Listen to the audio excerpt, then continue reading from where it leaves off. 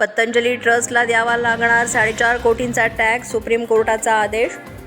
रामदेव बाबांच्या पतंजली योगपीठ ट्रस्टला शुक्रवारी सर्वोच्च न्यायालयानं धक्का दिलेला आहे. कोर्टानं अपिलीय न्यायाधिकरणाचा निर्णय कायम ठेवत ट्रस्टला योग शिबिरे आयोजित करण्यासाठी आकारण्यात येणाऱ्या प्रवेश शुल्कावर सेवा कर भरण्याचे आदेश दिलेले आहेत. न्यायमूर्ती अभय ओका आणि न्यायमूर्ती उज्ज्वल भुयान यांच्या खंडपीठानं अलाहाबाद खंडपीठाच्या 5 ऑक्टोबर 2023 रोजीच्या निर्णयात हस्तक्षेप करण्यास नकार दिला आणि त्यामुळेच रामदेव बाबाच्या पतंजली ट्रस्टला आता 4.5 कोटी रुपयांचा टॅक्स भरावा लागणार आहे.